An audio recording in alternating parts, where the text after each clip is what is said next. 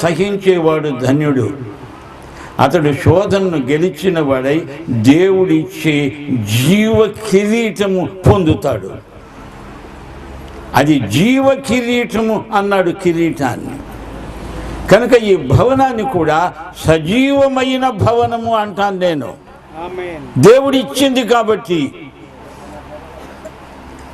మరి ఆ కిరీటము ఏమి చెప్తోంది? జీవ కిరీటం కదా, మాట్లాడుతుంది. వినడానికి నీకు చెవులు ఉండాలా.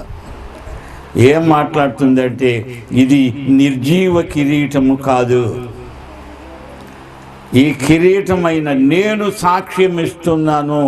ఇది దేవుడు ఇచ్చిన కిరీటము, యేసు ఇచ్చిన కిరీటము, ఆయన తనను ప్రేమించే వారికి ఇచ్చే కిరీటము అని అది సాక్ష్యం ఇస్తుంది.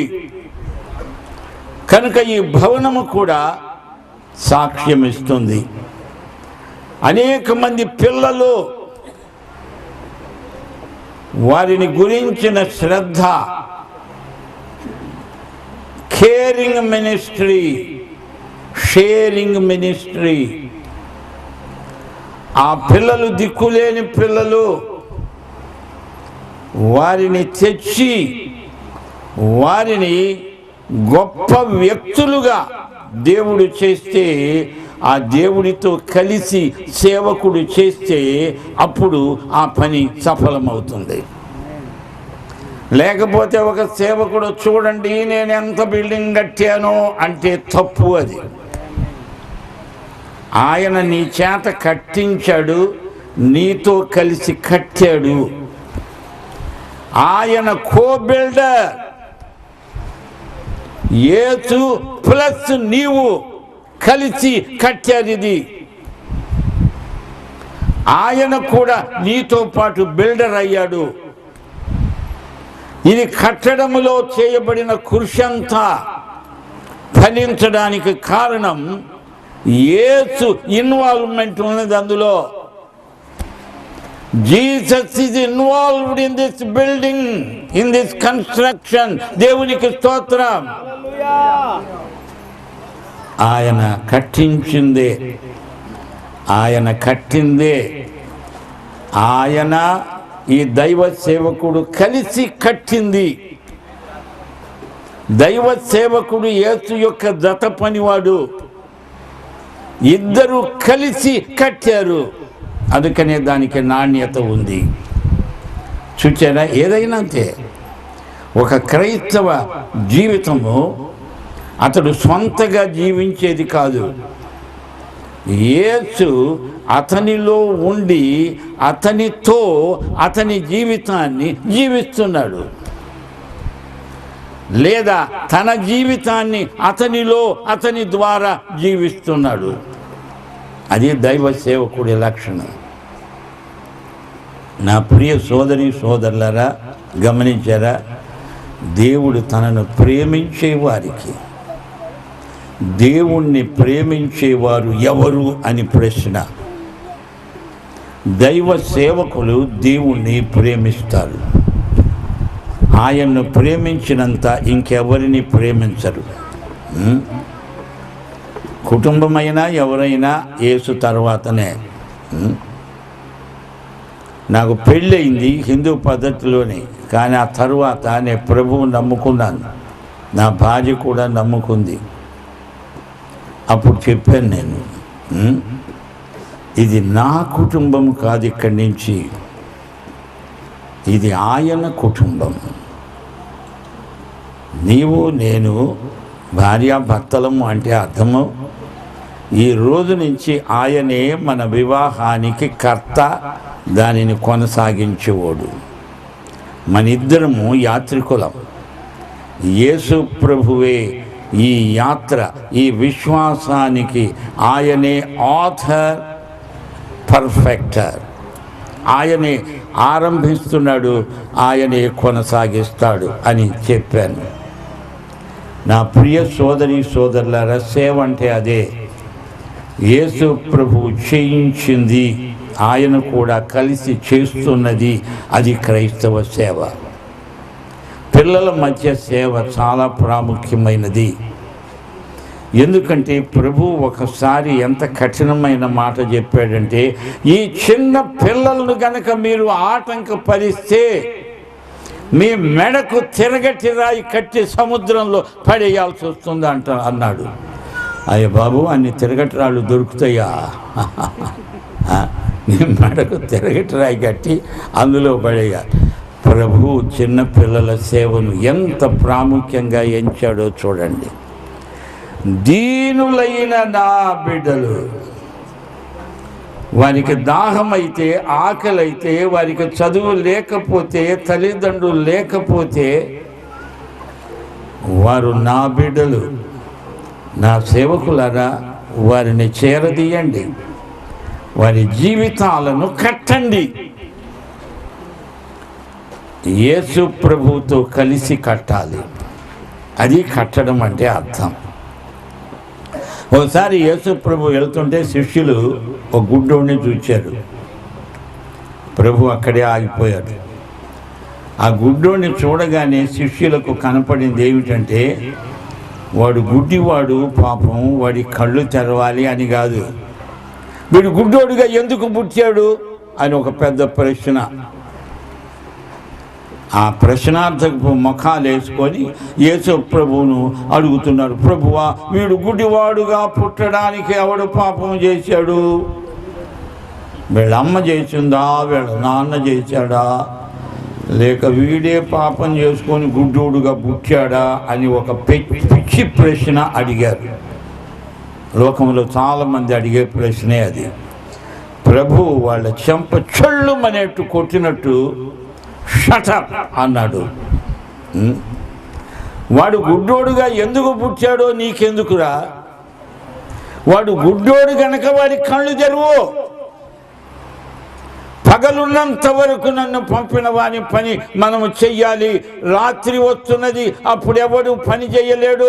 ఏమిటి పగటి వేళ ఈ వేదాంతం మాట్లాడతారు మీరు? పని చెయ్యి, నేను ఇక్కడ ఉన్నాను, పద, వాడి కళ్ళు తెరుద్దాం, నేను మీరు కలిసి.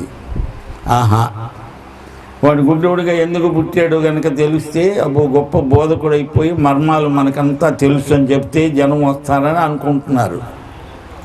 నోర్ముయి నీ బోధ నీవు. ఏమిటో మర్మాలు తెలుసట, మర్మాలు. అవతల కళ్ళు లేక వాడు అడుక్కు తింటున్నాడు, దిక్కులేనోడు. పోయి యేసు నామమున వాడి కళ్ళు తెరువు, లేకపోతే నోరు మూసుకొని కొంపకెళ్ళిపో. ఏమిటో పెద్ద బోధలట, బోధలు. మొదటిదిగా, రెండవదిగా, మూడవదిగా అని బోధలు, 10వదిగా అని చెప్పేదాకా మిమ్మల్ని వదలడు, మీరు బతికినా చచ్చినా. మొదటిదిగా, రెండవదిగా నేర్చుకొని వచ్చాడు సెమినరీలో పాయింట్లు. ఒక ఆయన అమెరికాకు పోయి బాగా బోధలు నేర్చుకొని వచ్చాడు, మొదటిదిగా, రెండవదిగా అని. ఆయన భార్య చాలా తెలివైంది. టేబుల్ మీద ఒక గుండు సూది ఉంది, పేపర్ పెన్. అది తీసుకొని, చూడయ్యా, ఈ గుండు సూదికి పాయింట్ ఉన్నది కానీ హెడ్ కూడా ఉంది, నీకు పాయింట్ ఉన్నది కానీ హెడ్ లేదు అని చెప్పింది. గుండు సూది నయం నీకంటే అని చెప్పింది. ఒకటి గ్రహించాలి, మన దేశంలో ఏ పరిస్థితి ఉన్నదంటే, మంచి సమరయుని సేవ చేయాల్సిన అవసరం వస్తోంది. మంచి సమరయుడా? ఎవడా మంచి సమరయుడు? సమరయుడు ఎవడన్నా మంచోడు ఉంటాడా? ఎవరైనా సమరయుడిని మంచోడా అని అన్నారా? సమరయుడు అంటే శంకర జాతోడురా, దయ్యం పట్టినోడా అంటారు. ఒకసారి యేసు ప్రభునే తిట్టారు వాళ్ళు. పోరా సమరయుడా అంటున్నారు యేసు ప్రభువుని పట్టుకొని. కానీ యేసు ప్రభు ఒక ఉపమానం చెప్తున్నాడు. ఒక యూదుడు అనగానే అక్కడ ఉన్న యూదులకు ఎంత ఇంట్రెస్ట్, మనోడేరా ఈ కథలో కథానాయకుడు, విందాం కథ అని ఎంత జాగ్రత్తగా సావధానంగా వింటున్నారో. యేసు ప్రభు చెప్తున్నాడు, ఒక యూదుడు అని. ఆ యూదుడు వెళ్తున్నాడు అన్నాడు, దారిలో దొంగలు కొట్టారు. అయ్యో, దొంగలు కొట్టారా? అవును.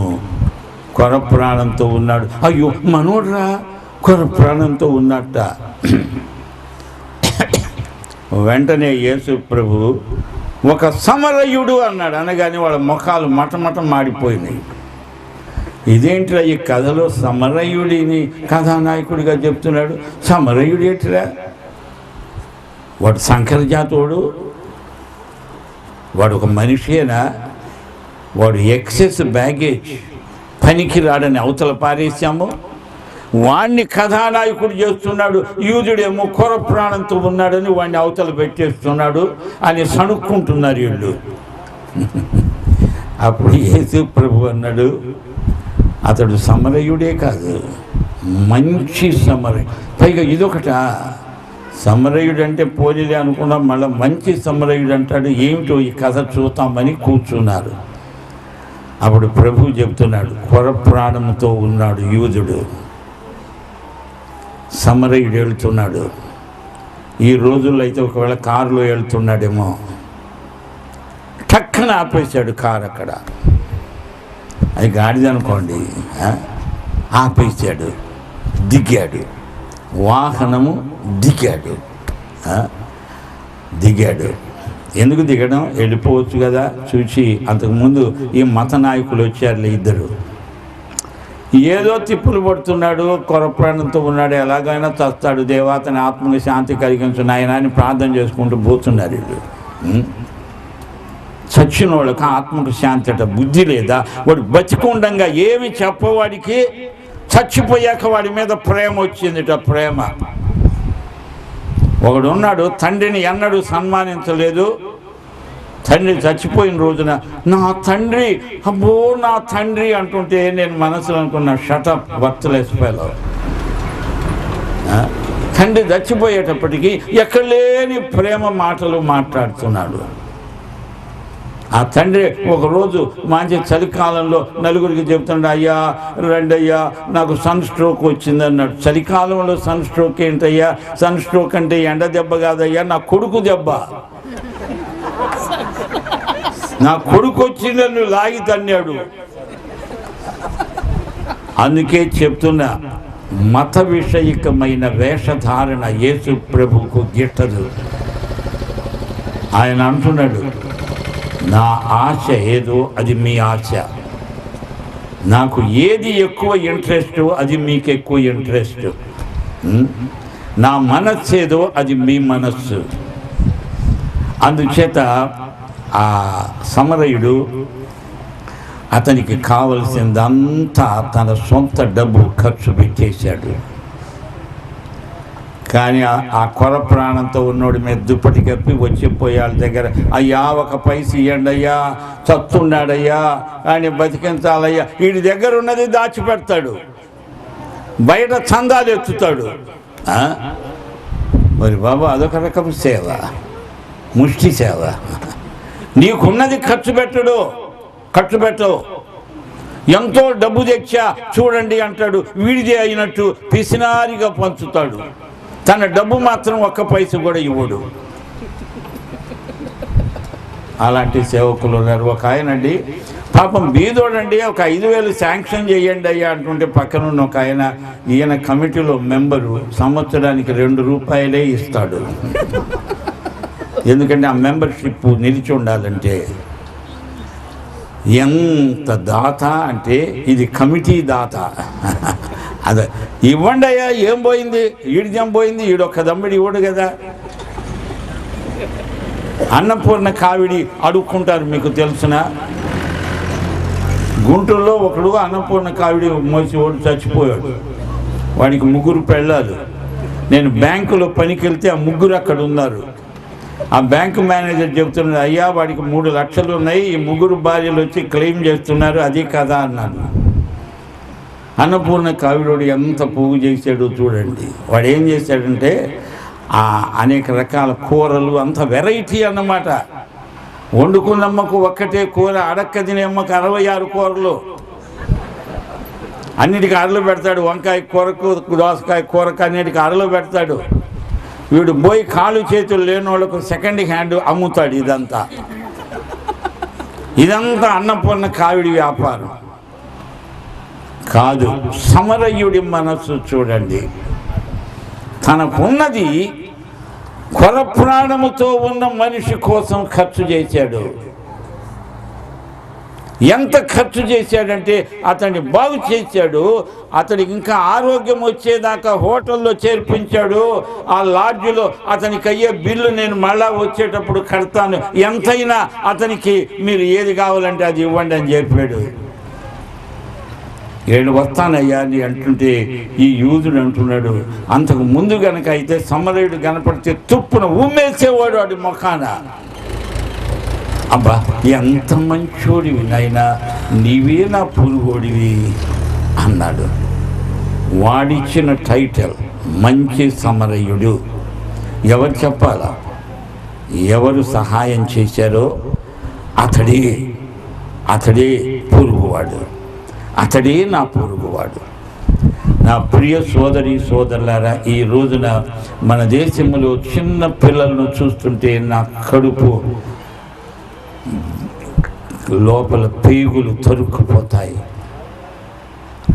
స్టేషన్ల దగ్గర పిక్ పాకెట్లు, చిన్న పిల్లలు దొంగతనాలు చేసేవాళ్ళు, చిన్న పిల్లలు, వాళ్ళకి తల్లిదండ్రులు లేరు, వాళ్ళు చెడిపోతున్నారు.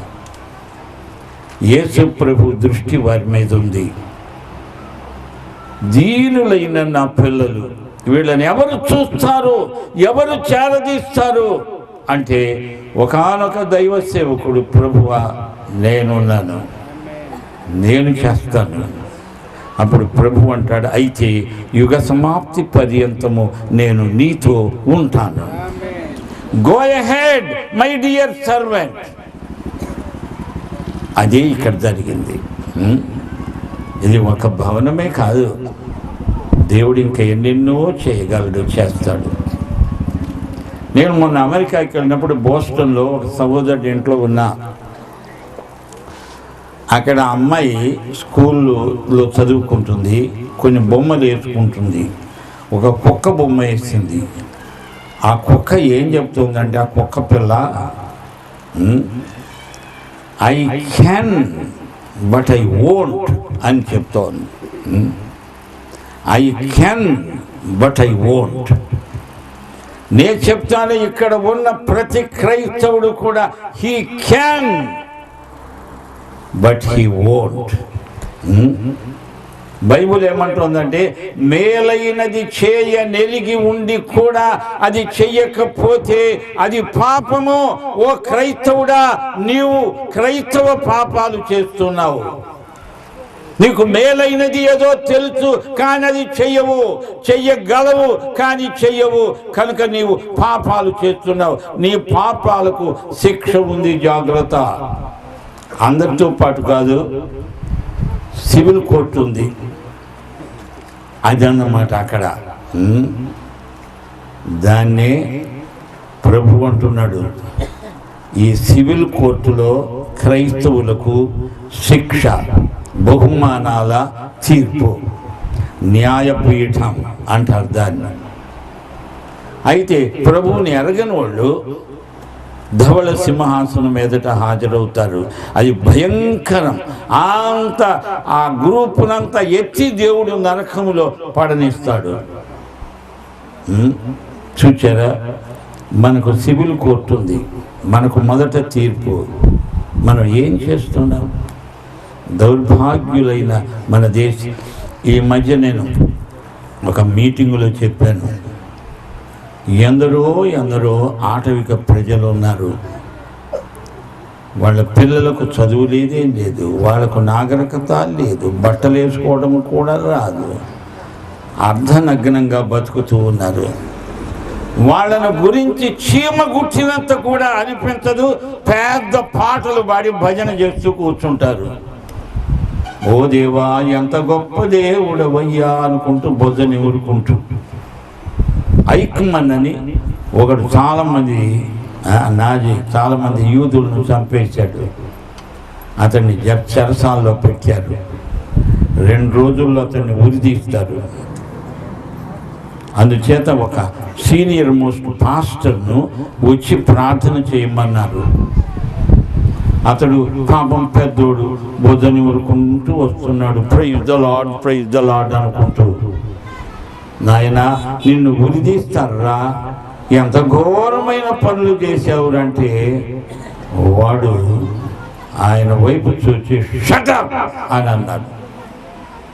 అంత పాస్టర్ని పట్టుకొని షటప్ అంటాడేంటి? చూడయ్యా, నేనేదో ఘోర హంతకుడినని, నేను నరకంలో పడతానని నెమ్మదిగా చెప్తున్నావు. నేనే గనక నీవైతే వినేవాళ్ళ గుండెలు పగిలిపోయేట్టు కేకలు పెట్టి చెప్తా, పరిగెత్తి ప్రతి ఇల్లు తట్టుతా, ఇల్లు తలుపు తీయకపోతే తలుపు పగలగొట్టైనా లోపలికి పోయి చెప్తా, జాగ్రత్త, మీరు నరకంలో పడొద్దు, ప్రభువు నమ్ముకోమని చెప్తా. నీవు అలా చెప్పడం లేదు, అందుచేత నీ మాట నేను నమ్మను పో అని అన్నాడు. నీవు వృత్తిరీత్యా ఒక పాస్టరు, బాగా రిటైర్ అయిపోయావు, నీ కుటుంబం కూడా బాగుందా, నీ పిల్లలు ఎంతమంది అమెరికాకి వెళ్ళారు, అందరూ బాగా చదువుకున్నారా, సుఖంగా ఉన్నారా? చూడు, కళ్ళు తెరిచి చూడు, ఎంతమంది పిల్లలు కనీసము ప్రైమరీ స్కూల్ కూడా చదువుకోవడానికి యోగ్యత లేదు. వాళ్ళందరూ బజారులో తిరుగుతున్నారు, పిక్ పాకెట్లు అవుతున్నారు. వారిని గురించి నీకేమీ అనిపించదు. కానీ ఎవరో ఒకరు దేవుని పిలుపు వింటారు, వస్తారు, ప్రత్యేకించబడతారు. వారు నమ్మకమైన సేవ చేస్తారు. ఎలాగా సేవ చేస్తారంటే యేసు ప్రభువుతో కలిసి కాడి మోస్తారు, ఆయనతో కలిసి సేవ చేస్తారు. నేను ఇది నేర్చుకున్నాను. నేను రక్షించబడిన కొత్తల్లో ఆ దైవ సేవకుడు నాకు చెప్పాడు, మూర్తి, దేవుడి దగ్గరికి పోయి, ప్రభు ఆ సమస్య వచ్చింది, నన్నేం చేయమంటావని అడగొద్దు. నన్నేం చేయమంటా అంటే నీ ముఖం ఏం చేస్తావు, చెయ్యరాని వదిలేస్తాడు, మళ్ళీ ఏడ్చుకుంటూ ఆయన దగ్గరికి వస్తావు, నువ్వేం చేయలేవు. అందుకని నీ ఒక సమస్యను ప్రభు దగ్గరికి తెచ్చి, ప్రభు మనం ఏం చేస్తామని అడుగు. యేసు, నీవు నేను కలిసి ఈ భారతదేశం అంతా సంపాదిస్తాము అని చెప్పు, బీడు భూములను దున్నుతాము అని చెప్పు, బంగారు పంటలు కోస్తామని చెప్పు. అందుకని నేను చెప్తా. పైకంటాలే, ప్రభు నన్ను పిలిచిన రోజునేమో నేను యేసుకు జత పనివాడిని అంటావు, ఆ తర్వాత ఆయనే నా జత పనివాడు అంటావు. నీ సంగతి ఎవరికి తెలియదు. అలా ఉన్నారు, ఆయన బ్యాక్గ్రౌండ్కు నెట్టేస్తావు. కాదు, యేసు నీవు కలిసి పని చేస్తున్నారు. అదే ప్రార్థన. ప్రభు ఏం చేద్దాం అని అడిగి చూడు, నీ ప్రార్థనే మారిపోతుంది. ప్రభు సమస్యలు వచ్చాయ్యా, మనం ఏం చేయాలి అని అడిగి చూడు. అప్పుడే ప్రభు చూపుతాడు, ఆయన డైరెక్ట్ చేస్తాడు. ఆయన చేస్తూ నీవు కూడా ఆయనలాగా చేయమంటాడు. ఇప్పుడు శిష్యులు అనే మాటను ఎక్కువ వాడటంలా కొన్ని దేశాల్లో అప్రెంటిస్ అనే మాట వాడుతున్నారు. మనమంతా జీసస్ అప్రెంటిస్లము. ఇంజనీర్ అయ్యాడంటే, డాక్టర్ అయ్యాడంటే అప్రెంటిస్గా పనిచేయండి, అతనికి ఉద్యోగం కోరు. కనుక నేను యేసు అప్రెంటిస్ అంటే ఆయన ఎలా పనిచేస్తున్నాడో, ఆ స్టైల్ ఏమిటో అదంతా జాగ్రత్తగా చూస్తూ అలాగే ఇమిటేట్ చేయాలి. మనం ఇమిటేట్ చేయగలమంటే చెయ్యగలమని ప్రభు చెప్తున్నాడు. శిష్యుల పాదాలు కడిగినప్పుడు ప్రభు అన్నాడు, నేను మీకు చేసిందంతా మీరు ఒకరికి ఒకరు చేసుకోవాలి అన్నాడు. అందుచేత యేసు ప్రభు ఏమి చేశాడో, ఏమి చేస్తున్నాడో అర్థం అలాగే చేస్తే అది దైవ సేవ, లేకపోతే అది నీ సొంత సేవ. కానీ నేను ఇక్కడికి వచ్చినప్పటి నుంచి గుర్తిస్తున్నాను, ఇది దైవ సేవ. చిన్న పిల్లల మధ్య సేవ 12 గుడితో ఆరంభమైంది. గొప్ప గొప్ప ఉద్యమాలు చిన్నవిగానే ఆరంభమవుతాయి. 12 కాదు, ఈసారి నేను వచ్చేటప్పటికి 1200 మంది అవుతారు. దేవునికి స్తోత్రం, హల్లెలూయా. సేవకుని యొక్క నమ్మకత్వాన్ని బట్టి అద్భుతాలు జరుగుతాయి. ఇంకొక మాట అన్నాడు ఈ దైవ సేవకుడు, తన భార్య తనకు నిజంగా కుడి చెయ్యి అన్నాడు. చాలా మంచి మాట.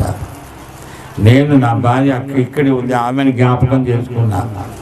ప్రభువు నమ్ముకున్నది మొదలుకొని నేను సేవకి వెళ్తానంటే ఇంట్లో అన్ని పనులు తనే చూసుకునేది. ఏ సమస్య ఉన్నా నేను చూసుకుంటాను, ప్రభువు నాతో ఉన్నాడు, మీరు వెళ్ళండి అని చెప్తుండేది. చూచారా? కనుక కుటుంబాలు, భర్త భార్య కలిసి సేవ చేస్తున్నారంటే నాకెంతో సంతోషం. చిన్న పిల్లలు, నీకేం తెలుసు? ఈ 12 గుడిలోనే ఒకవేళ ఇండియాకు ఒకడు ప్రైమ్ మినిస్టర్ అవుతాడేమో, నీకేం తెలుసు? వారిలో నిక్షిప్తమై ఉన్న గొప్ప గొప్ప శక్తులు బయటికి తేవాలంటే సేవకులు సాహసించాలి. ఒక మాట చెప్పి ముగిస్తాను. విశ్వాసము అంటే సాహసం. సాధారణంగా చేయడం అంటే డబ్బు ఉంటే చేస్తామనుకుంటాం, అది మామూలుగా అనుకునే మాట. డబ్బు ప్రశ్న కాదు ఇది. ఇది ఆధ్యాత్మిక సాహసం. వాడికి ఒక కుక్క ఉండేది. ఆ కుక్క ఇంటికి వచ్చిన వాళ్ళందరినీ చూసి బహు అని మరుగుతుండేది. కారుతో వచ్చి కారెంట పడేది. ఇది కుక్క ఎక్కడ చస్తుందో అని ఆయన ఒక గొలుసు తెచ్చి కట్టాడు కుక్కను. ఆ గొలుసు ఇంత ఉంది, బారుడు పొడుగు ఉంది. ఈ కుక్క మరుగుతూ మరుగుతూ మరుగుతూ ఆ గొలుసు ఎంత పొడుగుందో అక్కడి దాకా వెళ్ళి ఆగిపోయేది. ఎందుకంటే గొలుసుతో కట్టి వేయబడి ఉంది కదా. అయితే సంవత్సరం తర్వాత కుక్క యజమానికి దయ కలిగింది.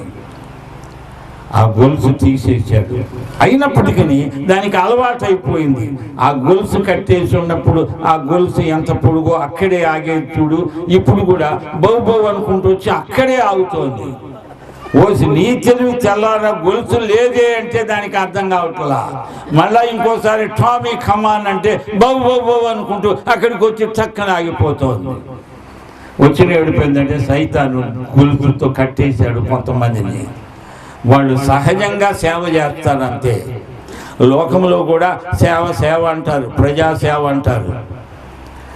ఎలాగంటే చేయగలిగినంత చేస్తారు, మనం శక్తికి మించి చేస్తాం. అది భేదం. అంటే అన్నీ ఉంటే, డబ్బు ఉంటే, బడ్జెట్ ఉంటే అది ఆ గొలుసు కట్టేసినట్టు అంతవరకే వెళ్తావు, అది అయిపోయాక టక్కున ఆగిపోతావు. ఇక్కడ ఒక పైస చేతిలో లేకపోయినా నీవు ఆ గొప్ప సహజాతీతమైన ఏరియాలోకి, మహిమ ఏరియాలోకి అడుగు పెడతావు, అద్భుతాలు జరుగుతాయి. అవునా? ఒకసారి దేవునికి స్తోత్రం చెప్పండి, చప్పట్లు కొట్టండి. ఈ సేవకుని కంగ్రాట్స్ చెప్తున్నాం, అందరూ చప్పట్లు కొట్టండి. Give him a big clap. God bless you. నేను ముగిస్తున్నాను. ఒక్క మాట చెప్పి ముగిస్తా. తప్పిపోయిన కుమారుడు వాడు తిరిగి వచ్చాడు. అవునా? ఎందుకో మన వాళ్ళు తిరిగి వచ్చిన కుమారుడు అని అనరు, తప్పిపోయిన కుమారుడు అనే అంటారు. ఇది ఎక్కడ అన్యాయమో ఏమో. తప్పిపోయి తిరిగి వచ్చిన కుమారుడు అనాలి కదా. ఒక్కడు అనడు. తప్పిపోయిన కుమారుడి కథ చెప్పేదనని మొదలు పెడతాడు. అలా కాదు, వాడు తిరిగి వచ్చాడు కనుకనే దేవుడు వాడు తప్పిపోయిన సంగతి ఏం మర్చిపోయాడు. కానీ మనం మటుకు జ్ఞాపకం చేస్తూ ఉంటాం కదా. కానీ వాడి అన్న ఉన్నాడు చూడండి, వాడు చాలా డేంజరస్ ఫెలో. వీడు తప్పిపోయాడంటే నా సొంతగా బతుకుతానని పట్టుదలతో పోయాడు. ఆ పట్టుదల అన్నీ పోయాయి. పందుల మధ్య బతకాల్సి వచ్చింది. పంది పుట్టు కూడా దొరకలేదు. అప్పుడు గ్రహించాడు, నా తండ్రికి విరోధముగా, పరలోకం అంతటికి విరోధముగా నేను పాపం చేశాను. నా తండ్రి ఆస్తినంతా దిగమింగేశాను, దుర్వినియోగం చేశాను. నా తండ్రి సంపాదనకు నేను పారజైట్ తినేయడానికి, పారజైట్ అని పురుగులు ఉంటాయి చూడండి, అవి తినేస్తాయి. కానీ బుద్ధి వచ్చింది. అందుచేత ఈ రోజు నుంచి I'm not a parasite, but I'm a contributor. నేను నా తండ్రి చేతికి ఇస్తా, కూలి పని చేసైనా సరే నా తండ్రి చేతికి ఇస్తా. Hour God is a giver. జ్ఞాపకం చేస్తున్నా, ఇవ్వండి. మీ తండ్రి పోలికలు గనక మీలో ఉంటే ఇస్తారు, అంతేగా నేను ఇవ్వండి అని 10 సార్లు చెప్పకూడదు. మీ తండ్రి పోలికలు లేవనుకోండి, సైతాను పోలికలు ఉన్నాయి అనుకోండి, నిన్ను నేను మార్చలేను, ఎవరు మార్చలేరు. నీ తండ్రి పోలికలుంటే ఇస్తావు. Hour God is a giving God. He gives. నీకు ఎంతో ఇచ్చాడు. అప్పుడప్పుడు అడగకూడదు కూడా అడిగావు, అది కూడా ఇచ్చాడు. విపరీతంగా అడిగావు, అది కూడా ఇచ్చాడు. ఇచ్చి he gave and forgave you. ఇప్పటికైనా బుద్ధి తెచ్చుకొని ఇవ్వడం, ఎవరు చెప్పకుండా ఇవ్వడం నేర్చుకోండి. ఎవరన్నా చెప్తే నీవు ఇచ్చావనుకో, అది క్రైస్తవం కానే కాదు. ఎన్ని తంటాలు. కొన్ని చోట్లయితే పిల్లలను వేలం వేస్తాట, బుద్ధి లేకపోతే సరి. ఇక కొన్ని స్టాల్స్ పెడతారు. ఎలాగా నీ పాకెట్ను డీల్ చేయాలో ఉపాయాలు పనమన్నాడా దేవుడు? ఇది క్రైస్తవమా లేకపోతే కలెక్షన్ కౌంటరా? నేను చెప్తున్నాను, ఇవ్వడము అనేది పరిశుద్ధాత్మ మీలో కలిగించిన నూతన స్వభావం. ఆ స్వభావమే లేని నిన్ను కూర్చోబెట్టి ఇవ్వు ఇవ్వు అంటే నీవు అక్కడ పెద్ద బెనిఫాక్టరు. నీ దగ్గర వచ్చి నేను బెచ్చం అడుగుతాను, షట్ అప్, ఇవ్వకపోతే గెట్ అవుట్. అలా చెప్పడానికి మనకు గట్స్ లేవు. గెట్ అవుట్ అంటే ఆడికి అర్థ వెళ్ళిపోతాడు.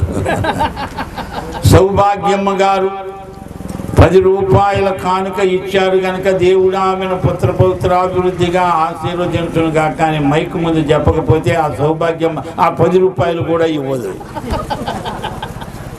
ఎంత బలహీనమైపోయిందో చూడండి. ఎవరిస్తారు అంటే బీద విధవరాలు ఇచ్చినంత ఎవరు ఇవ్వలేదు. ఎందుకనో తెలుసునా? ఆమెలో పరిశుద్ధాత్మ పని చేస్తున్నాడు. ఆమెకు గనక ఆ రోజున 50 కోట్ల రూపాయలుంటే మొత్తం ఇచ్చేది. ఆమె చేతిలో 2 కాసులుంటే మొత్తం ఇచ్చిందంటే ఎంత ఉన్నా ఇచ్చేది. నీవు అలా ఇవ్వవు కదా, అందరు దాచిపెట్టుకొని మళ్ళీ 2 కాసులు ఇస్తావు. నీ కర్నూలులో ఉన్నప్పుడు ఒక సహోదరుడు ఆయనకు 15,000 రూపాయలు సేవ్ చేశాడు, బ్యాంకులో ఉంది. అయ్యగారు మీరు మీటింగులు పెడుతున్నారు, నేను కూడా బీదరాలి కానుక ఇస్తానండి అన్నాడు. నేను జ్ఞాపకం ఉంచుకున్న 15,000 రూపాయలు ఉన్నాయి అన్నాడు కదా, అనౌన్స్ చేశాను, ఫలాని సహోదరుడు 15,000 రూపాయలు ఇస్తానన్నాడు అని. అతనికి ఎంత కోపం వచ్చిందంటే, పాస్టర్ గారు నేను ఎప్పుడు ఇస్తాను 15,000 రూపాయలు అంటే, బీద విధవరాలి కానుక ఇస్తానన్నావు కదా. బీద విధవరాలు తనకు ఉన్నదంతా ఇచ్చింది, ముందు నీ ఆ డబ్బంతా తెచ్చి ఎక్కడ పెట్టు, అప్పుడు అది బీద విధవరాలు కానుక అవుతుందని చెప్పాను నేను. అవునా? దేవునికి స్తోత్రం.